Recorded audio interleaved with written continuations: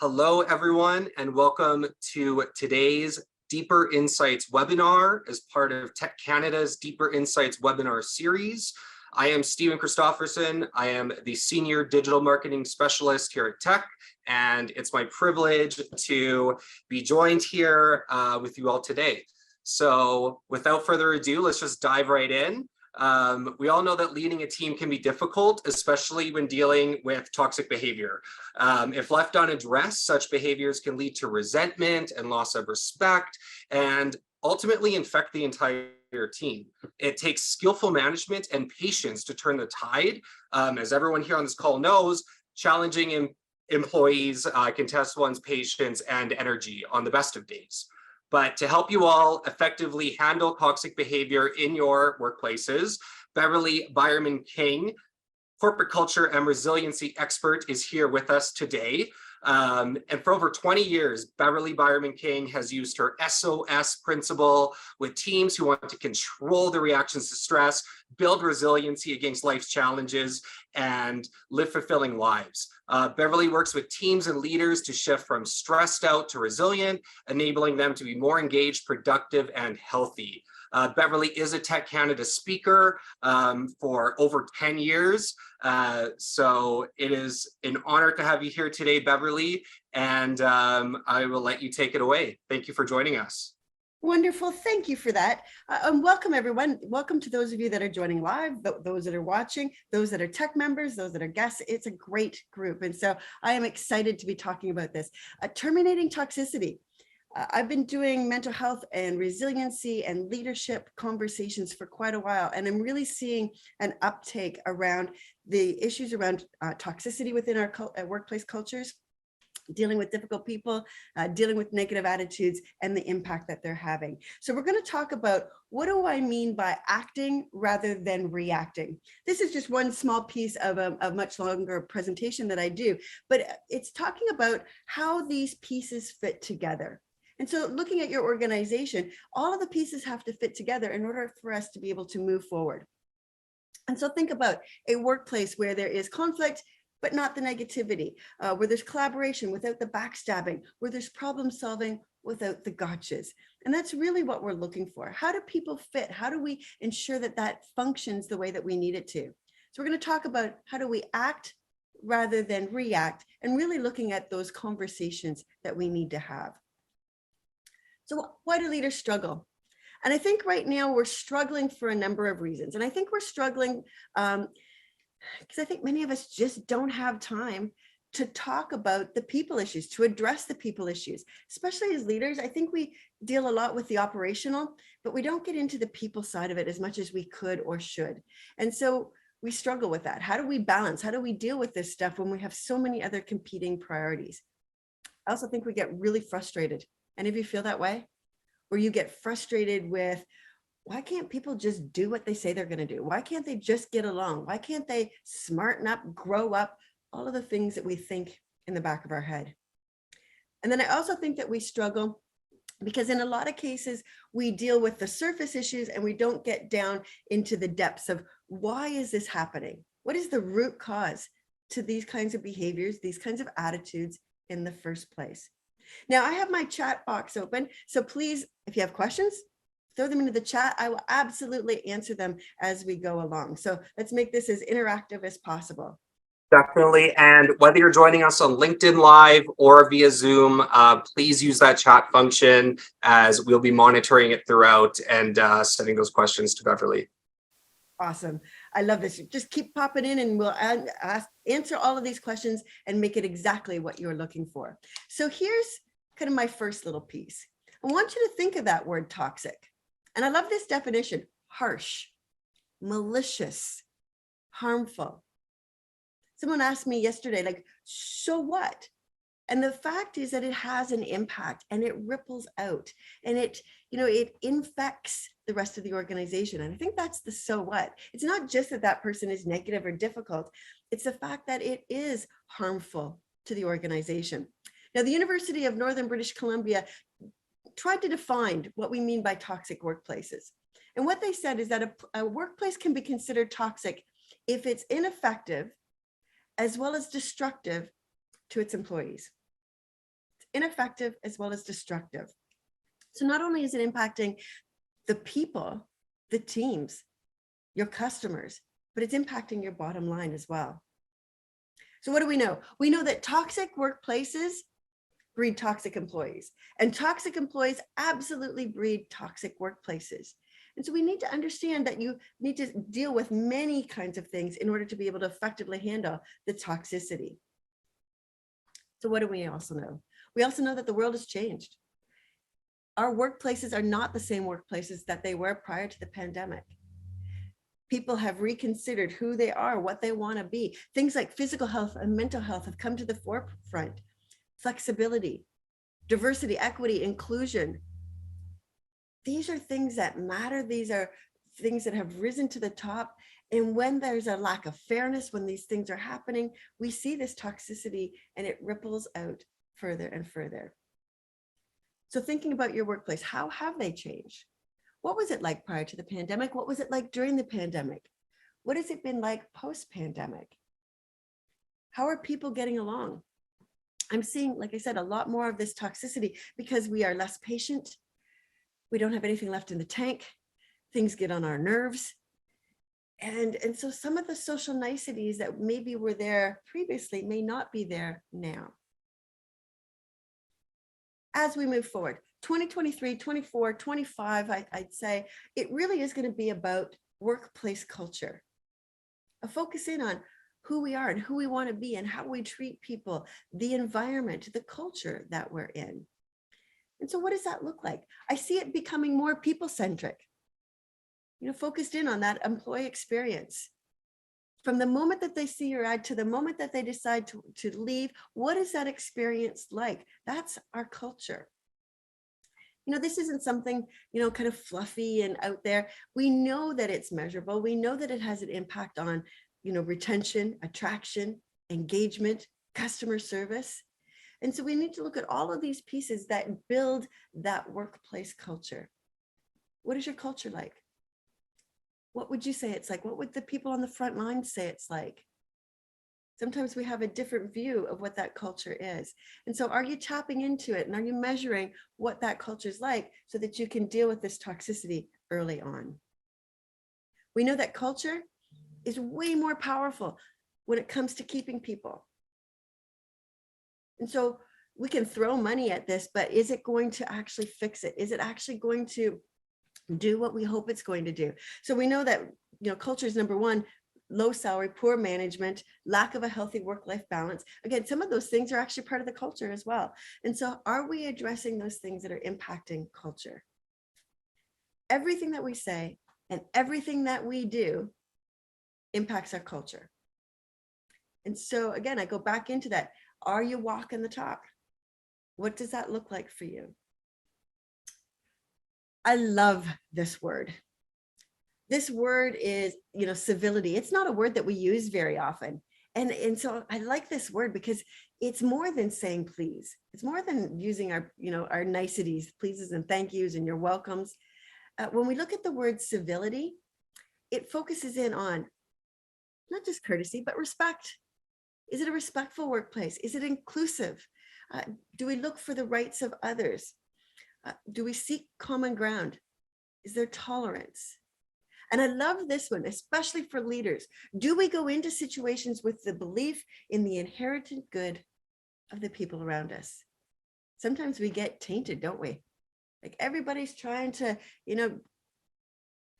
I'm trying to think of a nice way to say it, but trying to, take advantage of us, to do as little as possible.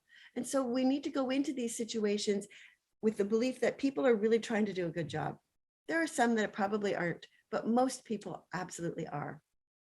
What are you doing for acknowledgement, recognition, compassion? I've actually talked to many of the tech groups around the 10 essential needs, and many of these are part of those 10 essential needs. Is there compassion, sincerity, forgiveness? Is there kindness? Is there honesty? And so these are the characteristics that we talk about when we talk about being a civil workplace. I love this question. What is the best way to share the culture to the whole company? How do you ensure that everyone is on the same page? I love that question. It's actually part of a bigger presentation that I talk about, but essentially you have your mission, your vision, and values. And often these are, first of all, they're often on a piece of paper or a plaque hanging up in somebody's office collecting dust. They need to be active. And so they also need to be developed by the people for the people. And so when we talk about those values, are they really the rules of engagement? We'll talk a little bit more about that, but have people actually talked about what does it look like to live these values? What does it look like to not live these values? Because that's going to feed into this toxicity. And so when you talk about getting everybody on the same page, it really is about defining them in such a way that we can see it. We can see when people are living it, and we can see when people are not living it, and then we address it when people are not living it. Good question. All right. There's a couple of pieces in this presentation, and one of them, when we talk about identifying the challenges. So the challenges, the first part that we talk about is really about what is the culture like? What is the workplace like? Toxicity breeds toxicity, but it's also about leadership. And so when we talk about this as far as leadership, what do I see? Well, our research shows that a leader has a strong impact. People are taking notice. Talked about, that we can catch each other's emotions, but leaders actually have a stronger influence than peer-to-peer. So they're watching. They're watching. How do you start your meetings? How do you greet people in the morning? What is your energy like? What are you bringing to the table? Now, I'm not suggesting that you need to be that person who gets up in the morning and goes, yeehaw, let's go. Because some people are just not morning people. But how you start those meetings, virtually or in person, how you greet people on the way in the door, those little things, they matter. The mood that you bring to work affects the performance and the moods of all of the people around you throughout the workday. We also know that how you start the day has a bigger impact than things that happen throughout the day. And so thinking about that, like how do you prepare yourself to go into your workday? Again, it's a challenge. And it may seem like I'm putting it all on the onus on the leader, but it's not. This is the focus of what we're talking about today. But this is just one aspect of that as well. All right, let's talk about how do we quickly address, coach, and counsel. And so I talk about address, coach, and counseling so that we can improve the situation, so that we can go from reacting to acting, because we want to act rather than react in these situations. Now, I do a whole presentation on stop letting that difficult person ruin your day. And in that presentation, I talk about these 8 main characters that you would see in typical workplaces. Prior to talking about how do we deal with those characters, though, we talk about some basic assumptions. And I want to highlight one of those, because I think one of those is really important in today's conversation. Now, that conversation, that assumption that we make is that difficult people use difficult and negative behaviors because they get something from being that way. Part of our job as a leader is to understand what is the reward. What is it that people get from being that way? When people are negative, when people are difficult, what do they get? Some people want to be in control. Some people want recognition. Some people want attention. Some people want to avoid conflict at all cost. And people will act out their annoyance, their emotions. And so we can see those as being negative or difficult. But part of our job is to understand what is the payoff? What do they get by acting that particular way? Because that's going to help us when it comes to figuring out what strategies to put into place. Now, there's more of those basic assumptions. There's 7 basic assumptions that we talk about. But I think this is a really important one as we move forward into how do we have those initial supportive conversations. So let's talk about the process, because this is the meat and potatoes part of it. How do you have that conversation? How do you move these conversations forward? So I'm going to take them, I'm going to go through, and they are in the handout. And so there is a handout if that's, you can kind of follow through on that or ask for that if it's not, if you haven't received it already. But certainly you can take all kinds of notes with this. So here's the first step. The first step when it comes to having one of these supportive conversations, these initial conversations to deal with the toxicity, says to prepare ahead of time. And while that seems really, really simple, but it's so much more than deciding on What's a good time to have this conversation? What's the right place to have this conversation? And you already know this, you're not going to have one of these really difficult conversations in the middle of a team meeting, in front of other people, or out in public, or in front of your customers. Like that, we already know that. What else do I mean by planning ahead of time? So the first part of that is, when are you in the right mind space to be able to handle this conversation? Because we know that this pushes your buttons as well. And so we want to be in control. We want to be calm. We want to be relaxed. We want to be able to breathe. We want to be able to not take their anger or their frustration or their difficulty personally. Plan ahead of time also means, have you done your research? Have you gone out and asked the right questions so that you have all of the background information to go into this situation? Have you interviewed the right people? Have you gathered up enough background information? The other part of planning ahead means, do you know that person well enough to know how they are typically going to respond in that situation? And so what do I mean by that? Remember I talked about what's the payoff? So how is that person, how do they typically respond? Maybe that person's been there a year, 5 years, 10 years. Maybe they're a long-term employee and they are a 20-year member of your organization. But how do they typically respond? Do they get angry? Do they stomp, scream, and shout? Do they blame? Do they finger point? Do they, walk out of the room and then come back? Do they shut down, get quiet? They don't say anything and they just stare back at you? Do they start crying? Do they become more sarcastic? What is their particular way of responding when they're in an uncomfortable situation like this? So do you know them well enough to be able to know how they're going to respond? And then plan means, what are you going to do? When that person starts stomping and screaming and shouting, what is your response going to be? This is the time to rehearse. This is the time to play that situation out in your head. Play out different scenarios in your head so that you are not caught off guard, so that you know exactly what you want to say and how you want to say it, and so that the best of your communication is able to be there. You don't want to, reward their negative and difficult behavior, but you don't want to completely back off on it either. So how are you going to have this really difficult conversation in a way that, oops, sorry, I hit too far, in a way that allows you to be prepared, allows you to be able to deal with it appropriately, so that, again, you are able to be in control of that situation.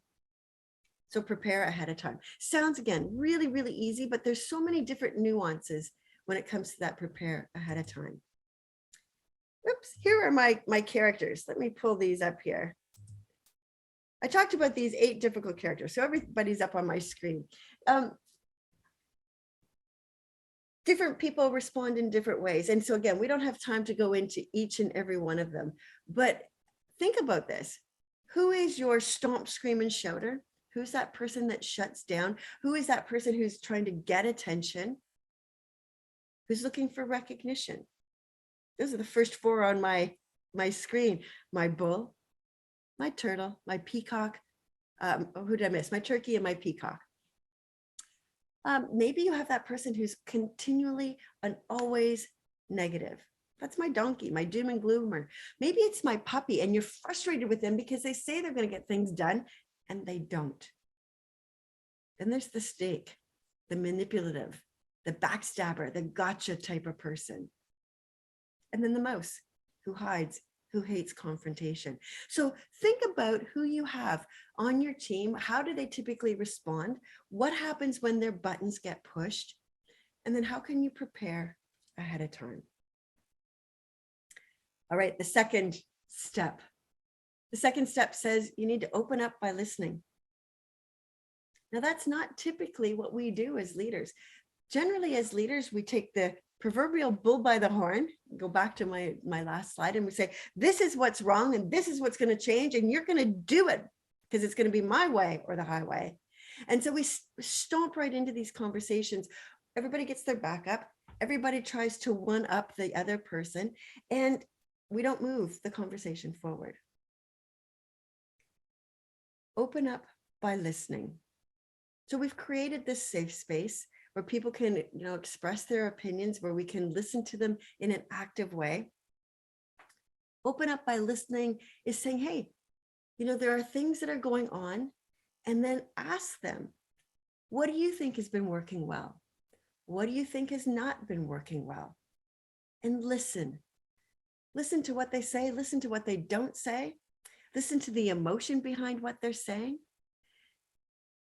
It allows you a couple of things. It allows you to be able to hear, because sometimes there's things that may be in your investigation, in your reconnaissance, that maybe people were afraid to tell you, or they didn't tell you that information, things that maybe you needed to be aware of.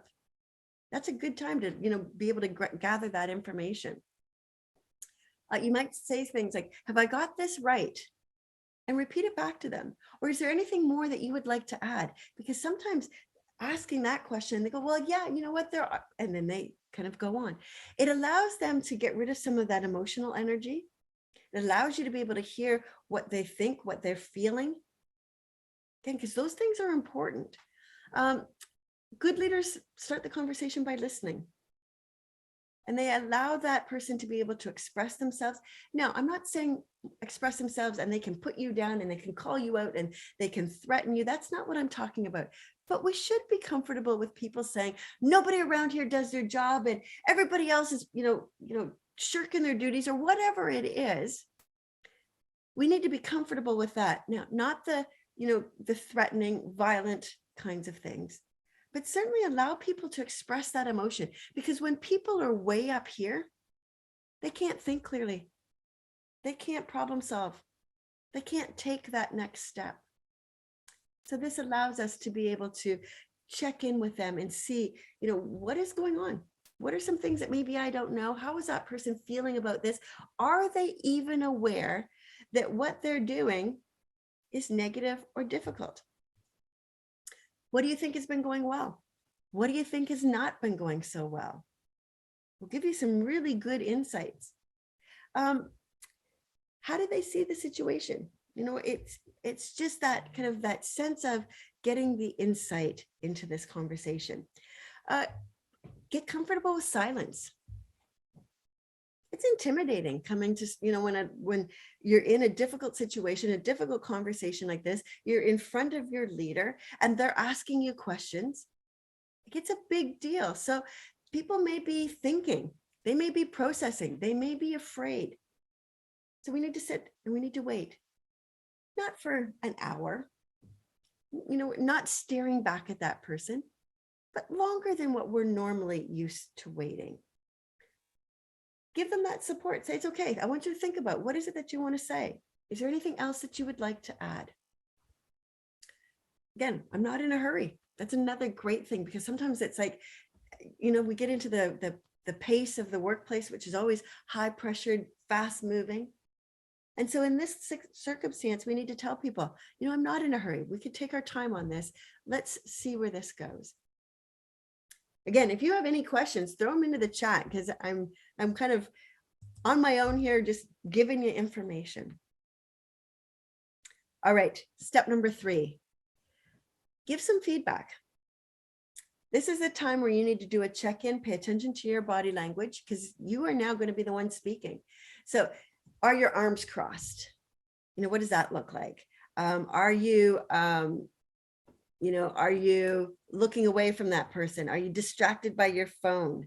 What does that look like? I'm just going to move my camera there just a little bit. I bumped everything. Sorry. There we go. So, check in with your own body language, check in with your eye contact. You don't want to be in that stare down mode. Sometimes when we get our backs up, we get into that stare down mode. So we need to relax. We need to let this conversation kind of flow. But it is your time to be able to give feedback. What have you heard? What did you gather in your, in your investigation or in your reconnaissance? Own your perspective, own your feelings, and just be open. The other thing I'm going to say for this is put your cards on the table. And what do I mean by that? What's the goal of this conversation? If you haven't already stated the goal, this is the time to state the goal. And really, it is about creating a positive and productive work environment.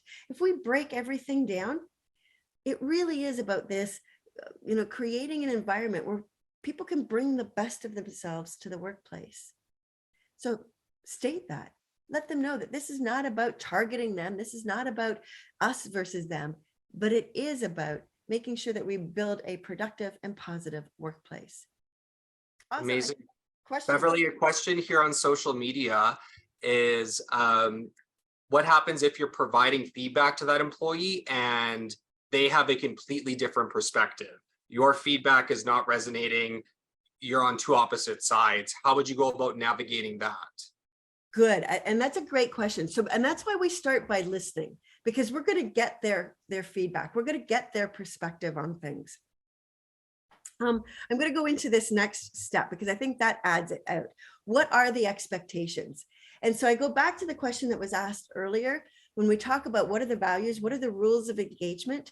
This is where you can, show where it's either working or it's not working, where their perspective is similar or not similar to what's been going on.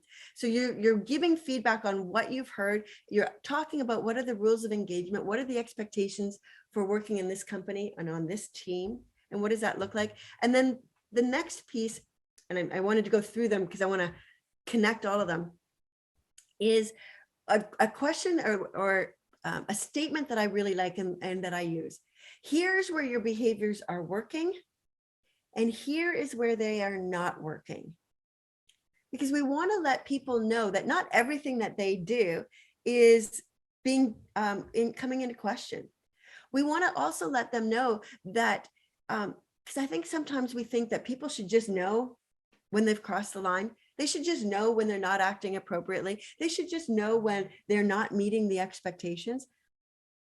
Good leaders don't make that kind of assumption. So you've listened to what the intentions are. And now you're starting to share the impact. And you might say something along the lines of, you raised your voice in yesterday's meeting and it shut the conversation down. Or you became really sarcastic and there was no more collaboration after that point. And so we want to show, where the behaviors, and be very, very specific. Here's where it's working. Here's where it's not working. Don't make the mistake of thinking that a really good employee would just know the difference. So we have to be able to point it out to them. Again, use examples. We talk about documentation, right? And I think that goes back into that preparing ahead of time. What documentation do you have, especially if this is not the first incident? Maybe this is the 10th. Maybe you're looking at, taking this person to, through kind of your HR policies and procedures to letting them go.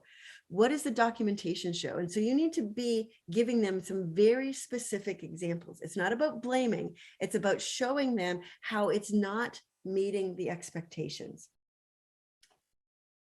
Let's see. Do you have a question you'd like to go? Okay, perfect. I'm just making sure that I'm not missing anything in the chat. The other thing is, it is very, very likely that there are two very different versions of the exact same situation. Again, different perspectives, different backgrounds, different experiences coming into play.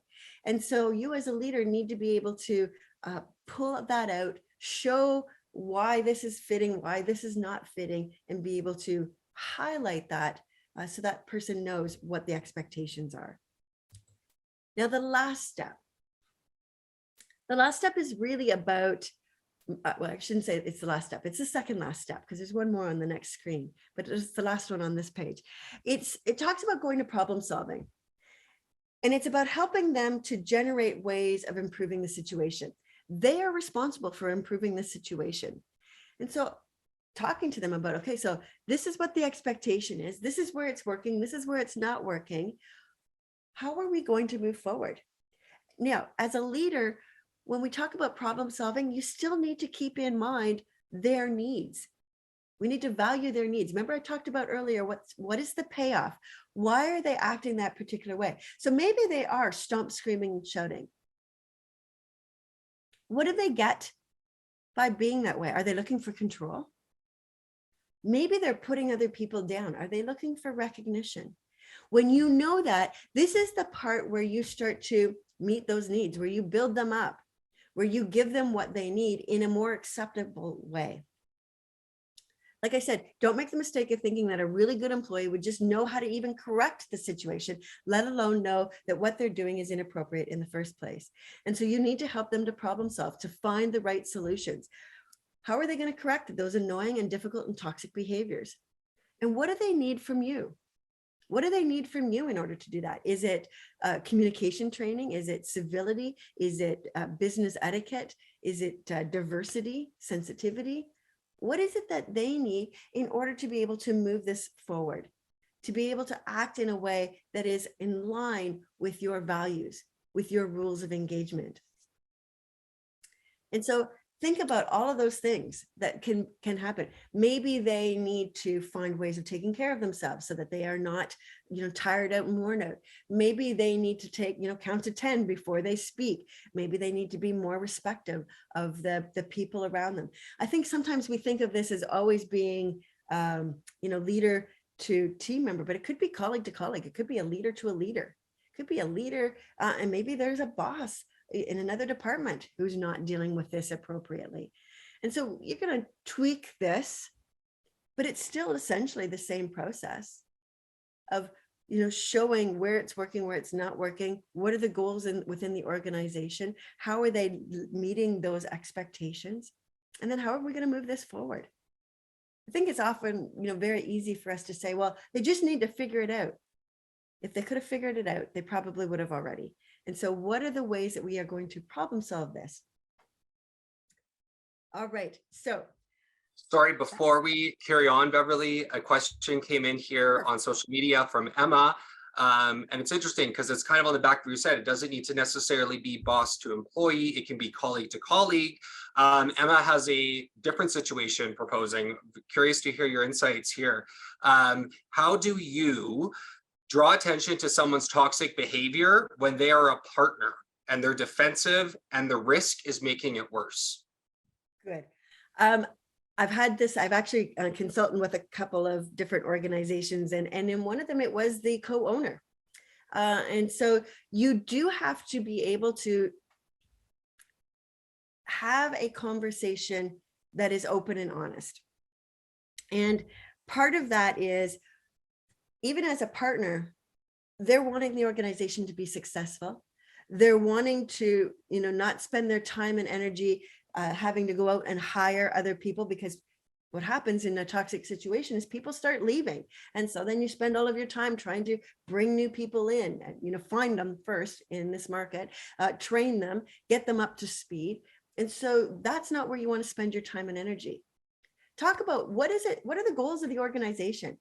Like in the ideal situation, how would this organization function? That's going to be, kind of what we highlight. What's not working? What's preventing that from happening? It is easy for people to get defensive, especially when we are calling to question their expertise, their commitment.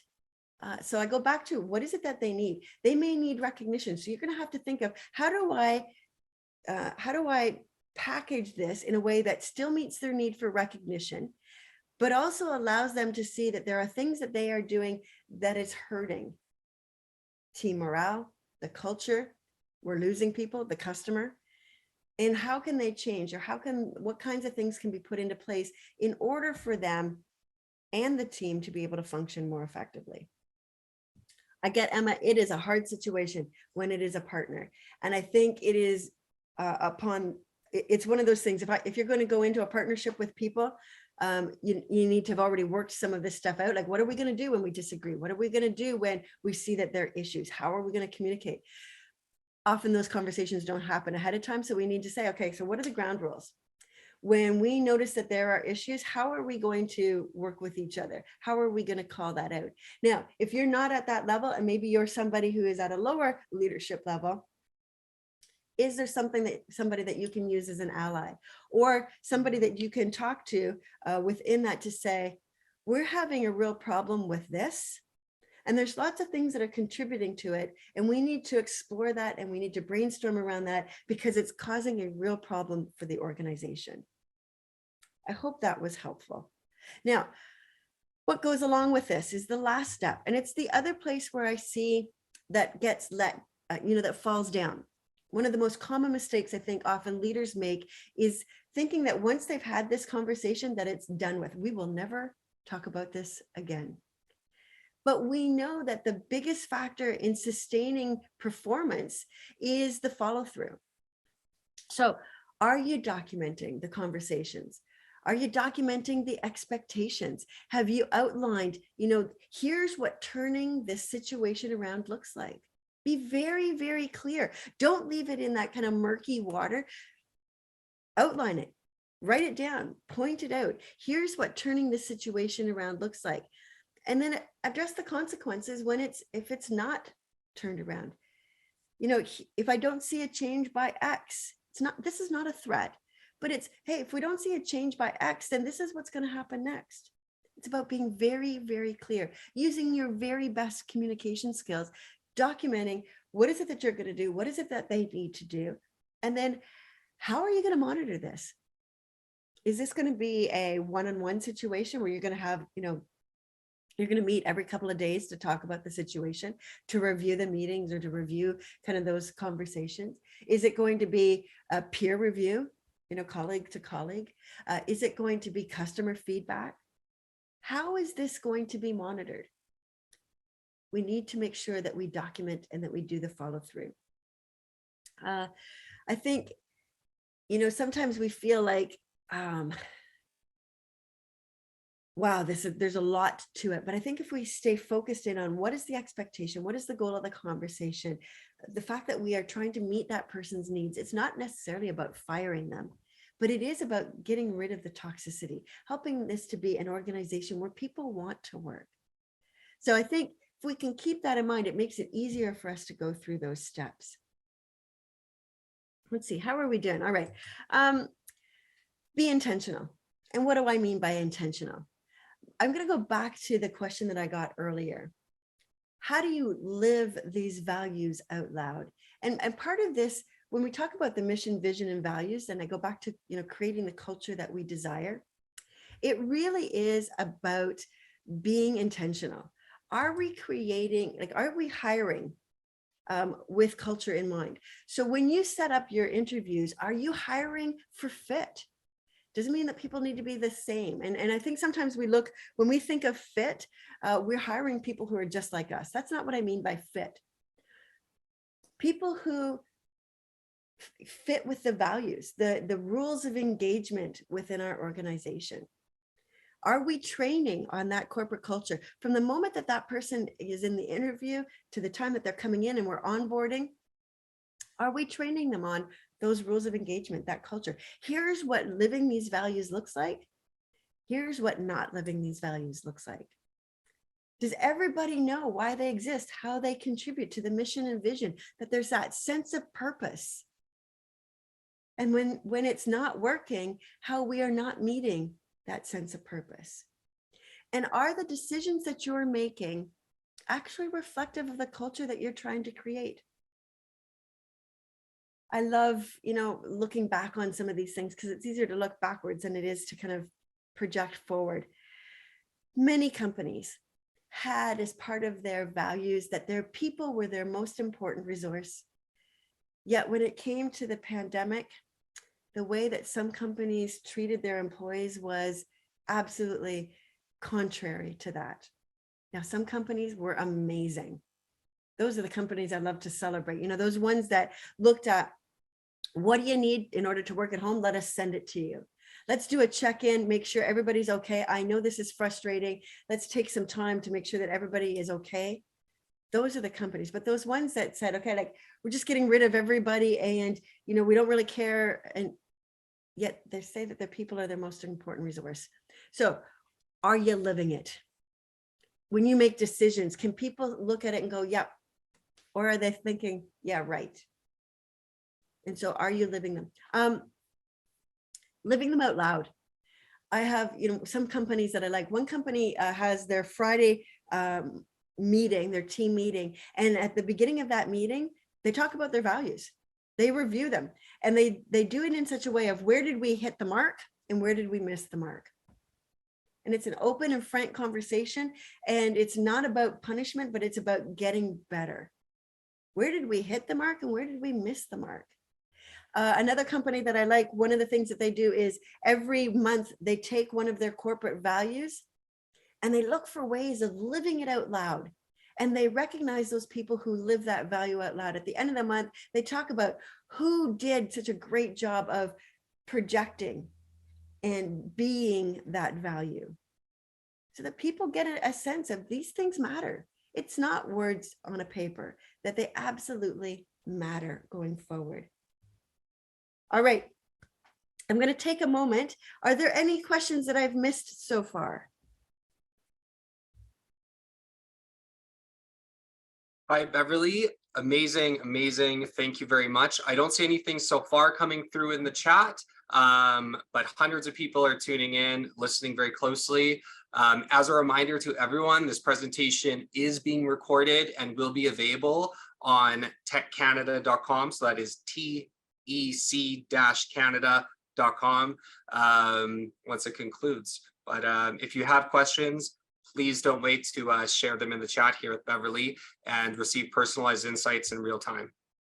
Perfect. Awesome. Okay, so let's keep going. Last little bit that I want to highlight. Again, remembering this is just part of a bigger presentation that I often do for the Tech Canada group. So I also do it for other organizations as well. So just again, keep that in mind. But one of the things that I know from doing these presentations for the last couple of years is that as a leader, self-care is absolutely critical. And I know that that might seem like it's a touchy-feely piece, but it's absolutely, like when we talk about quickly and effectively address coaching counseling, that is hard to do if you are tired out and you are worn out. And so how do you act rather than react? You have to be in the right headspace. You have to be in the right physical and mental place to keep your wits about you. So how do you take care of yourself? Are you eating right? Are you sleeping right? Are you exercising? Are you doing the things that are keeping you healthy, that are filling the tank so that you're not worn out, tired out, where you have nothing left to give? And then this toxicity, somebody's attitude happens and you completely lose it. You have to have balance in your life. What are the other aspects of your life that give you motivation and satisfaction and enjoyment? Because sometimes when work gets that kind of chaotic feeling, it's easy to get sucked into that negativity. And so we have to have these other areas. I talk about caffeine too. Like, when you're already on edge and you're dealing with these things, caffeine just makes you more sensitive. It makes you more reactive. So think about the simple little things that can give you energy, that can help you to take care of yourself, that can help you to be able to respond more effectively. Are you getting a good night's sleep? More than 2 hours, 3 hours, 4 hours. And that's, we need 7 to 8 hours, 7 to 9 hours. The last study I think I read said 8 3/4 hours, but we need that per night, not per week for some of us. But it's getting a good quality sleep so that you can start and have the impact that you're looking for right from the get-go. Are you having fun? Or are you letting this negativity just suck the life energy from you? So I want you to think about self-care. And I know this was just about the initial conversation, but you have to be taking care of yourself in order to be able to even step into one of these conversations. So how do we act rather than react? The first part about this is really, what are the challenges? What are the challenges that you're facing in your organization? What are the big things? What are the little things? What are the things that are stressful? Are there processes? Is it, not being able to hire? Are you lacking certain resources? What's happening right now to create stress within your organization? And then, what are some of the challenges with some of the people that you have in your organization? What are some of the difficulties that you're experiencing? It's about controlling your reaction. It's about knowing yourself well enough to know that when you get tired out, when you get worn out, you may get more sarcastic, you may get more flowery in your language, you may shut down, you may get quiet, you may pull away. Do you know your team well enough as well? Are you purposefully creating the culture that you desire? And I really encourage you to step into this. And again, that's part of a bigger conversation, but do you understand the values that you have for the individual members on your team? Have you talked about what are the values that we want, the rules of engagement for working on this particular team?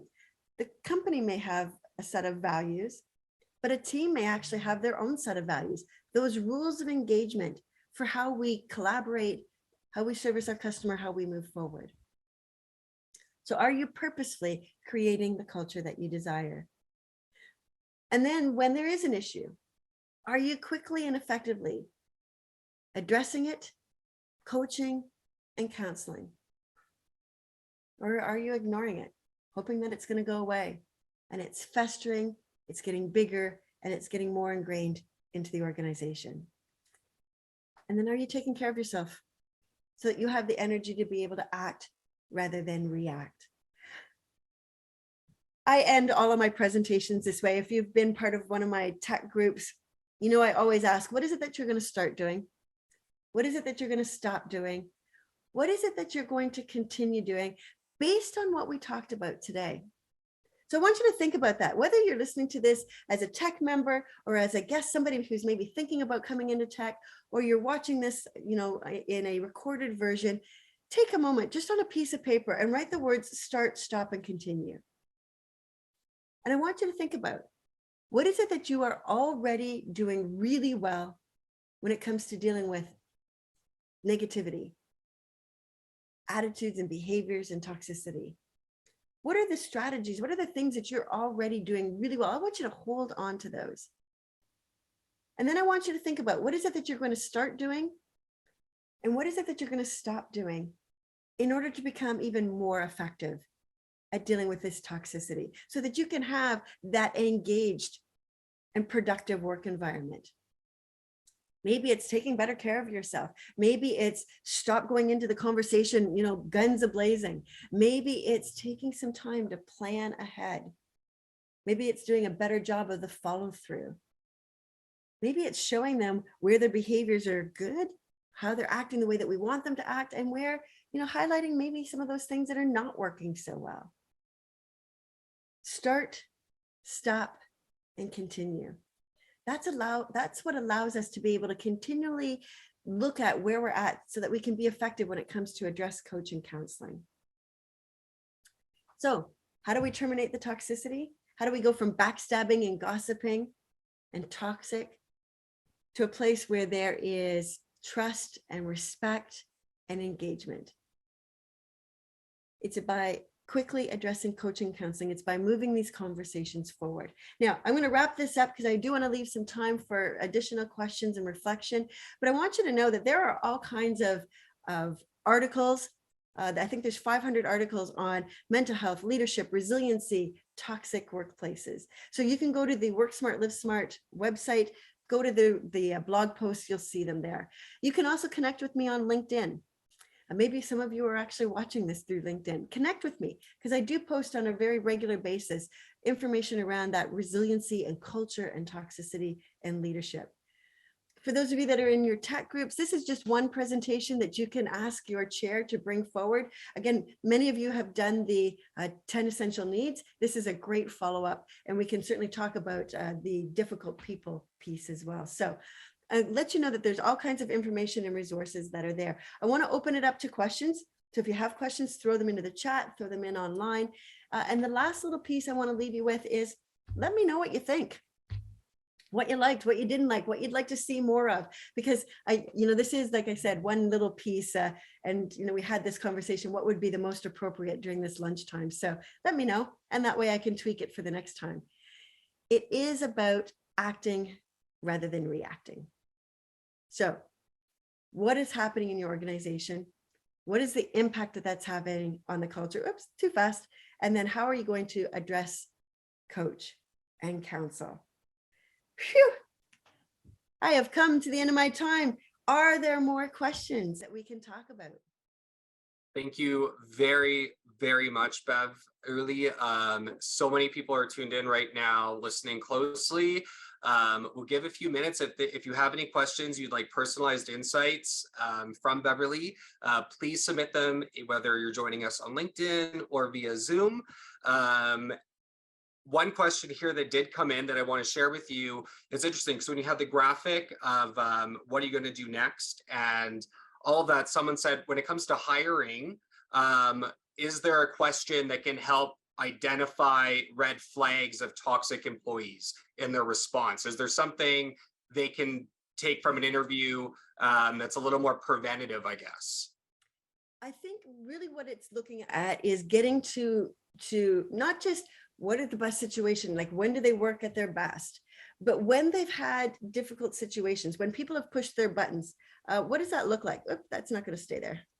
That's okay. It's got some sort of thing happening. So depending on what your values are, if it's collaboration, if it's respect, get them to define it, get them to talk about, a situation in where that has really worked and where a situation where it has not worked for them. If you're looking at kind of past experience, what do they work best in? Ask them what their values are. That's a quick and easy way to do it. But if they had to pick 5 of their values and then ask them why do those matter? There's great. I mean, there's lots of AI out there that you can use that'll come up with questions around, getting to the heart of those values. But really think about the structure of the way that you put the ad out there, that the ad is reflective of the values of the organization, so that if you are all about collaboration, that it highlights that collaboration. If you're all about respect, the ways that you expect people to behave in the workplace, get those into the job ad. I know there's character, kind of constraints and stuff, but be open about that so that you're attracting people who are naturally attracted. And then design the interview in a way that you are not only testing for their skills and abilities, but do they fit? Now, it doesn't mean that they have to be a perfect match, but they can't be at counter odds. If your organization is about timeliness and getting things done on time, and they are more about, let's say, relationships, those two things may be at odds to each other. And I'll give you an example. I had a situation in which we were working collaboratively. I'm all about organization, getting things done on time, being true to your word. And so if you tell me that you're going to get something done by 10 o'clock, I've planned my rest of my time knowing that that's coming in at 10 so that I can do things. I had a colleague who was more about the relationship. And so they said they were going to get it done by 10, but then they got into a conversation with a colleague, and it was a great conversation. And they didn't want to stop the conversation because the relationship to them was more important. And so when I said, they didn't get it to me until closer till noon. And I'm like, but you said you were going to get it done by 10. And they're like, well, I was talking to so-and-so. And in my head, I'm going, you were talking to so-and-so, and that was more important than what we were, than keeping your word. But it's not that one's right, one's wrong. But when I have an understanding, and so part of the training on culture is having an understanding of who's on our team and what do they value.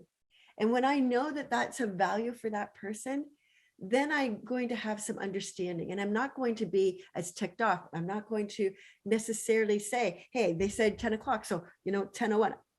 My brother is a great example. When we're having a family get together, we always tell him that we are getting together a half an hour early. You know those people, right? You tell them we're getting together a half an hour early, knowing that full well they're going to be late, but they might get there on time if we do that as a strategy. It's not manipulation. It's having an understanding and not getting angry when somebody doesn't meet those expectations. I hope that answers that question, but it really is about, what are we trying to test for? What are we trying to interview for? And then designing questions that are actually going to get to those values. Thank you very much. I think that was an incredible answer. We do have a question here from Sue that came in. What are some signs that leaders can take to measure progress when it comes to a healthy workplace? Is there some KPIs surrounding that, or is it collecting more anecdotal information? Or please share any insights on how leaders can measure progress. There's lots of ways to measure progress. And so the measurables, first of all, are people staying or are they leaving? And what's the reason that people are staying? So are you doing your exit interviews? And are they able to be honest in those interviews? What is your absenteeism rate? You know, when we see where people just don't want to come to work when it's a toxic workplace. You can look at your engagement scores. And so there's all kinds of HR engagement tools that are out there. There's one that I actually use and I like it. It's a fairly, it's a well-researched, based tool, but I like it because not only is it in engagement and job satisfaction, but it also gives me a score on how burnt out are people, how close to burnout are they, and how likely are they to leave the organization. And so that gives a really robust, so it's not the be all and end all, but it feeds into what we know and what we see and what we gather. And when all of that information aligns, then we can say, okay, there's some issues here. And then we can move this forward. So one particular organization, they had offices around the world, and they knew that they thought that there was some particular issues in one of their US organizations. And so we did this and it absolutely came back. So I had done the one-on-one interviews. The tool came back showing that there was definitely some information there, some issues there. And then we were able to marry those two together to look at how are we going to move this forward. So I think engagement, all of your KPIs as far as what your benefits usage, like are people off for depression or stress leave, or are they complaining about migraine headaches? Those things have a basis in stress, and so we can see that there's something going on when there's a spike.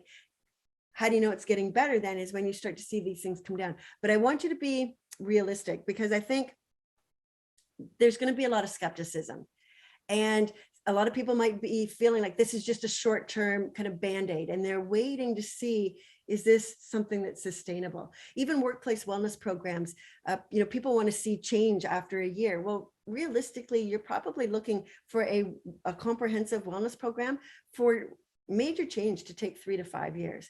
So understand that there's short-term things that we can do. And then there's the more long-term. Short-term may be that you need to get rid of somebody. And it may be this, this overall feeling. And I've had people say like, it just feels like this weight has finally been taken off of our shoulders. But that doesn't mean that all of the toxicity and the negativity is going to go away. You're going to have to work and be very purposeful in creating the culture that you want moving forward. Thank you very much. That was extremely comprehensive. I think that applies to workplaces in all industries. So thank you. As we come here to the end of the hour, thank you very much, Beverly, for joining us here today for Tech Canada's Deeper Insights webinar series. As a reminder, Tech Canada speakers like Beverly are a critical part of the Tech Canada member experience, and Tech Canada members can request to have Beverly join one of their upcoming meetings to present her complete workshop. Or if you're not a Tech Canada member and have been tuning in, this is just a taste of the insights that Tech Canada members have access to on a regular basis. This session was recorded and will be available on techcanada.com. That is tec-canada.com. And thank you very much for your time today, Beverly, and hope to see you again very soon. Awesome. Thank you for this, and have an amazing day ahead, everyone.